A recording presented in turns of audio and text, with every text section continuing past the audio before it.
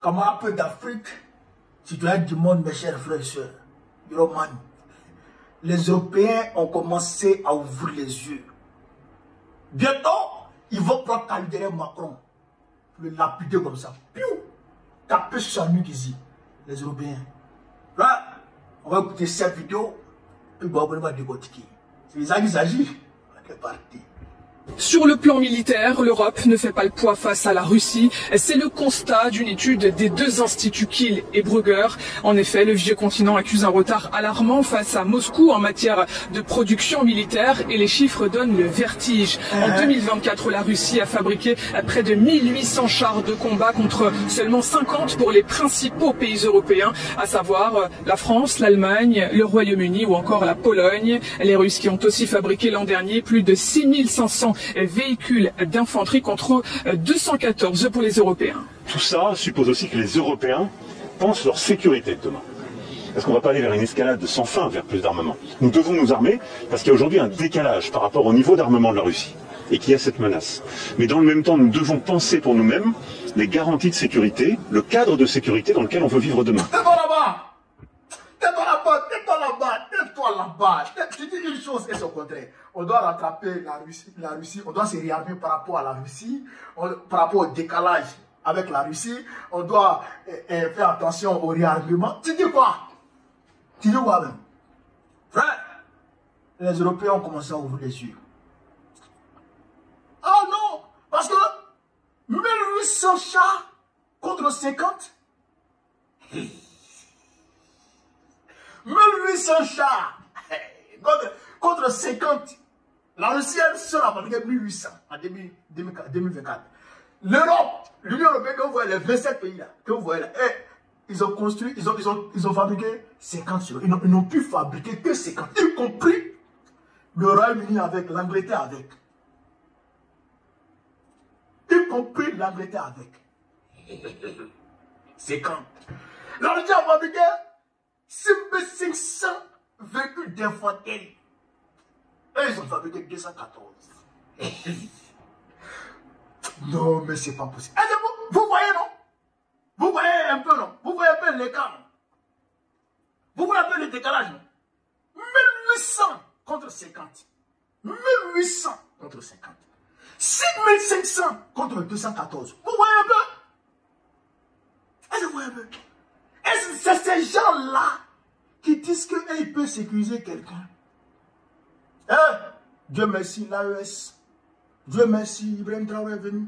Dieu merci, Assimi Goïta est venu. Dieu merci, Tiani est venu. Peuple du Bénin, vous voyez non? C'est ces gens-là qui disent qu'ils vont vous sauver du djihadisme. Vous voyez non? Mais je reviens. Il y a une députée française qui a pété un cap à l'Assemblée nationale. Elle a pété un cap, mais ce n'est pas elle seule.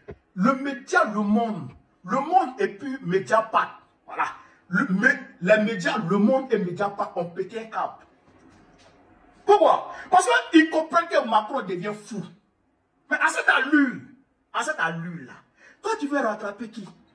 Vous tous, vous avez pu construire que 50.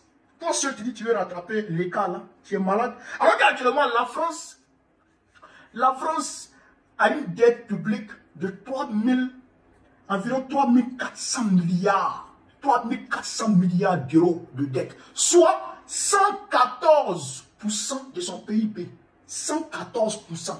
Et qu'on a dépassé les 100% du PIB. Est-ce que vous comprenez ça? Ça ne va pas. L'économie française, Macron a coulé le pays. Il a coulé la France. Ça ne va pas. Et malgré ça, tu dis qu'il va prendre l'arrêt des Français encore pour mettre dans l'armement. Tu es fou, là. Donc, les gens ont commencé à péter un cap. Ils ont dit que Macron a commencé, que c'est des néo-nazis que Macron a formé en France. Le régiment Azov. Frère, je vais vous lire un article là-dessus. Pourquoi la France ouvre enfin les yeux sur les néo-nazis en Ukraine? Ah, Roumanie. Pendant des années, les médias français nous ont raconté que le nazisme en Ukraine était juste de la propagande russe. Ils nous ont dit ça, mais nous n'avons pas cru. Ils nous ont traité de complotistes. Mais aujourd'hui, la vérité est en train de triompher.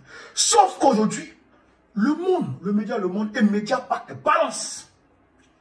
Des centaines de soldats ukrainiens formés en France portaient des croix gammées, des insignes SS et faisaient des saluts nazis. Comme ça. Salut de Hitler.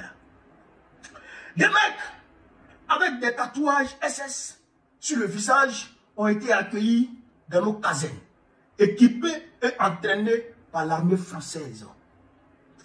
Avant, c'était l'Ukraine. C'est les gentils, pas de nazis, circuler, il n'y a rien à voir. Maintenant, les preuves sortent. Photos, vidéos, témoignages.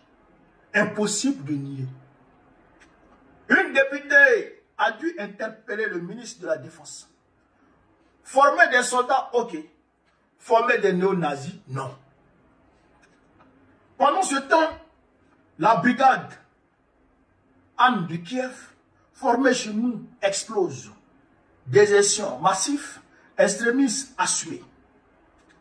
Quand le président ukrainien Volodymyr Zelensky s'est rendu au Canada en 2023, lors d'une visite, il a publiquement remercié le vétéran de la division SS Glalicy Yaroslav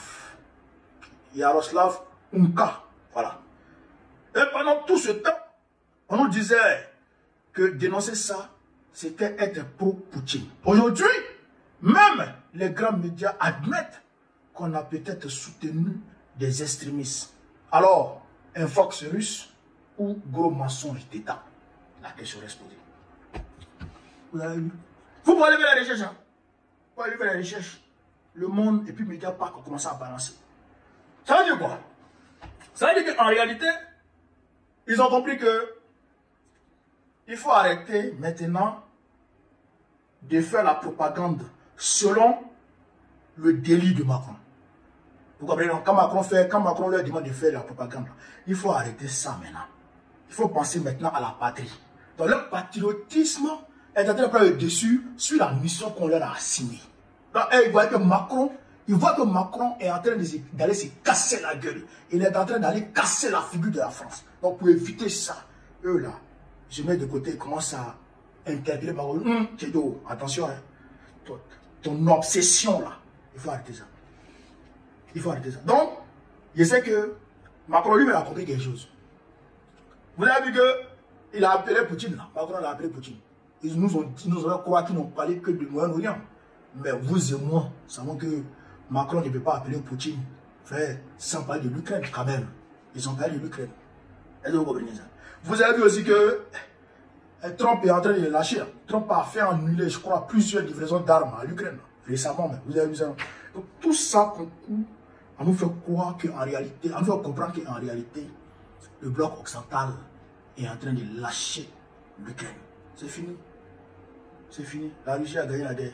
Et ce qu'on doit comprendre de là, ce qu'on doit retenir comme leçon de là, c'est que quand tu mènes une lutte comme la nôtre, c'est-à-dire la lutte pour la liberté, et que tu es convaincu de ta lutte, il faut la mener sans regarder derrière.